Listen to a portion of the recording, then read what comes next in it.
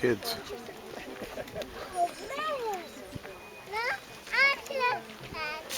You can look at it. Look at that.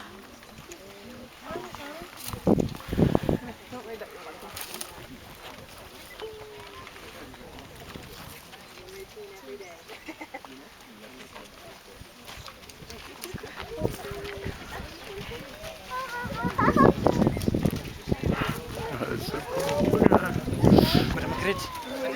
Oh, look at these. They're so small. Look at them. Oh, look at that. Oh. Isn't that great? Look at this guy over here. Look at him. Can you get close-ups? Yeah. The lens, yeah. No, it's good. This is a decent camera, really. Look at them. Look at them. Oh, they're so cute.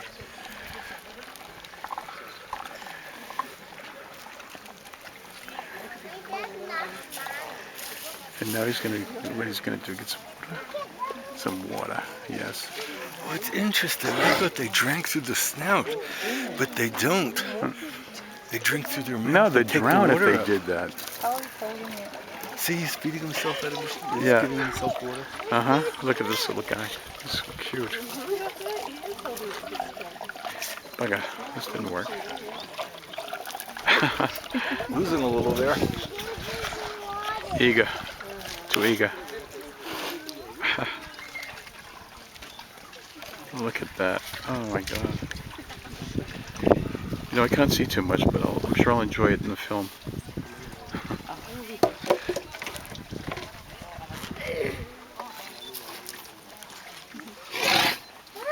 You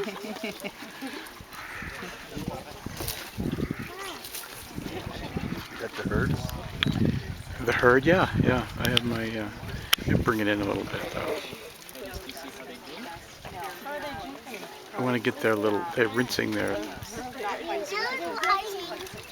you watching it?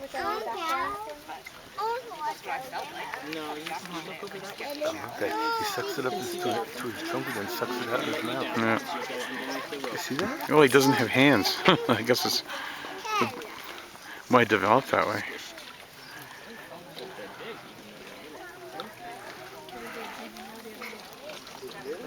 That's so cool. I want to see this little guy movement here, see what he's up to.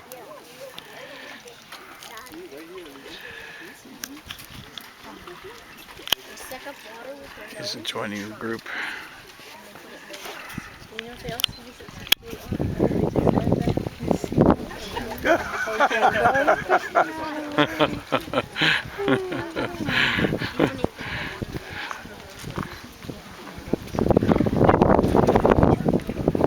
I guess that is their wallow. They, cool off there or something. Get rid of parasites in that water too.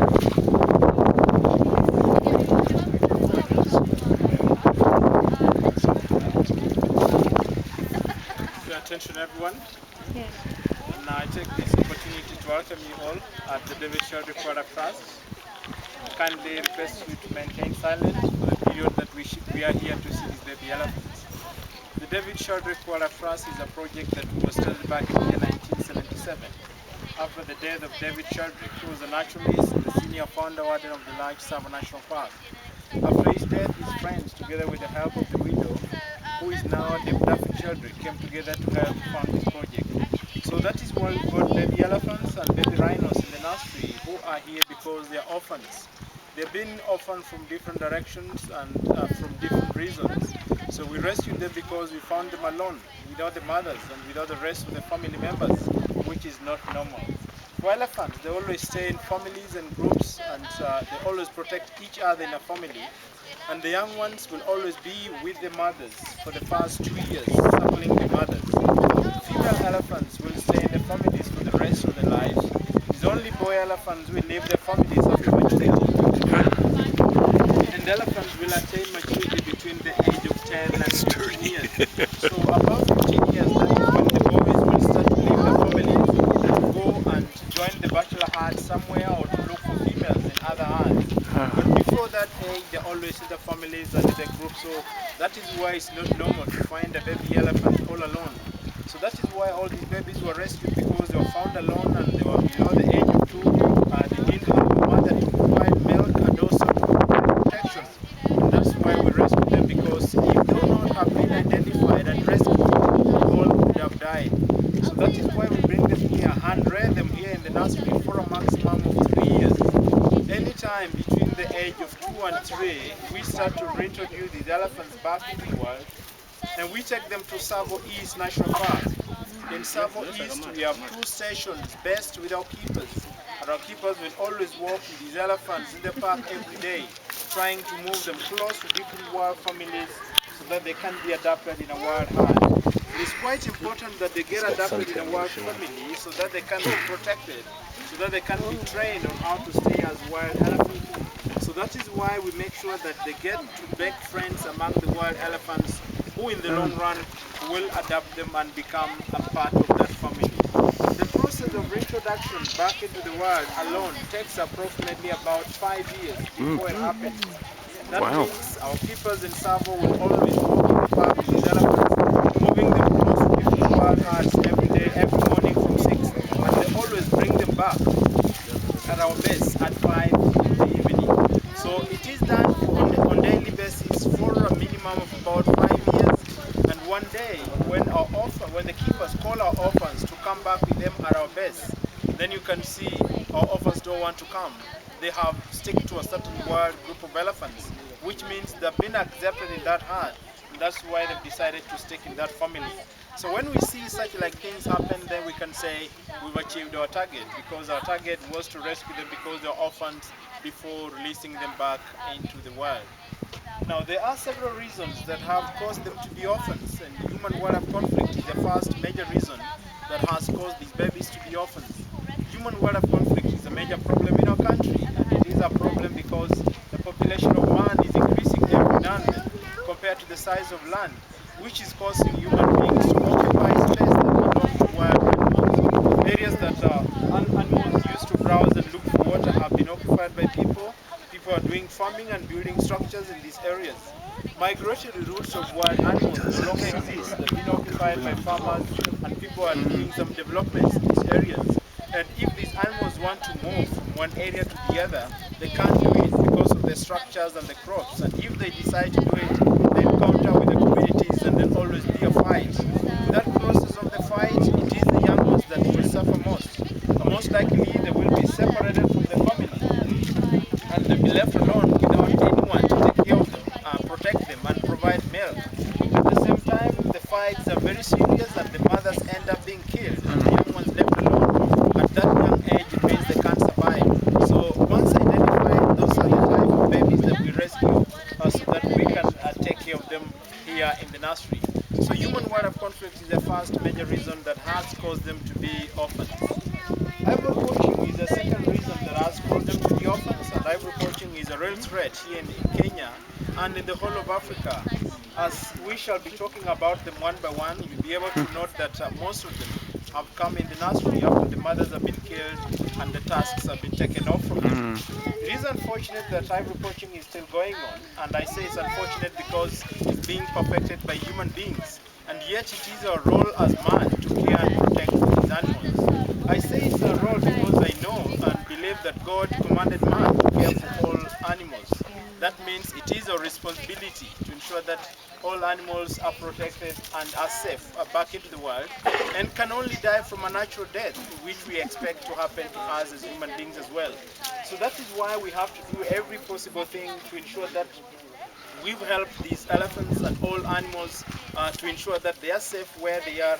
They can only stay in the wild and will only die from a natural death, and not because somebody is interested in the ivory or in their horn.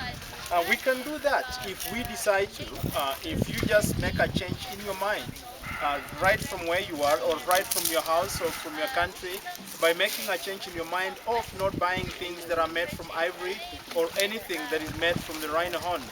If you all decide to do that, then you will have saved these animals, simply because the poachers will not have a market for the ivory. And once they don't have a market, they won't see the need to continue killing these animals. So that is the best thing you can do as an individual to make sure that you have saved these animals right from your home. So ivory poaching is the second reason that has caused them to be orphans. Some of them are orphans from being falling down wells, falling down manholes, stuck in the mud, washed down the rivers during the heavy rainfalls, and some of the mothers have died from starvation and starvation because of drought. We've had years of drought in our country. Every now and then those have caused several animals to die just because there's no food and there's no water. And a few have become orphans because of a natural reason. By natural reason I mean the mothers have died from old age or from a natural disease.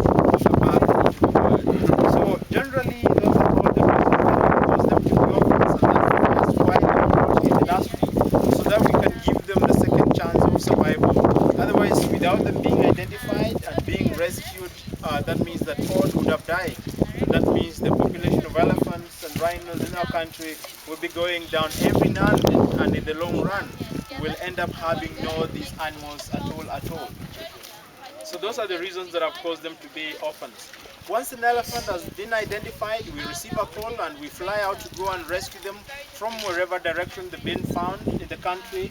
And when they come in the nursery, they are provided with a 24-hour care. And that means we spend the whole day with these elephants in the park every day, from 6 in the morning up to 5 in the evening.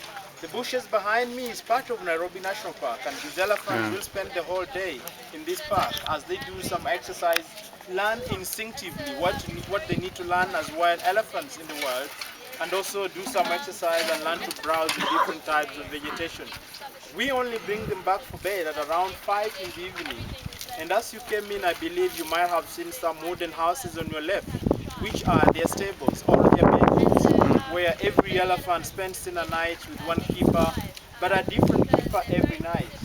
We spend a night in the rooms because they need to be fed on milk on every 3 hours, 24/7. So all day somebody has to prepare the milk and take out to them in the park, and all the night somebody has to prepare the milk and provide and feed them in the stables in the night. So that is why they need a 24-hour care. We also spend the night in the rooms because they need to be kept warm by being covered with blankets. And that's why a keeper has to be there. We discovered that elephants are very much susceptible to pneumonia. They get pneumonia very easily, and it has proved tricky or difficult to treat pneumonia in elephants. It is tricky because they cannot show the signs in advance, so that one can start the treatment. And they can't show the signs in advance because the lungs of an elephant are attached to the ribcage. That's why one cannot tell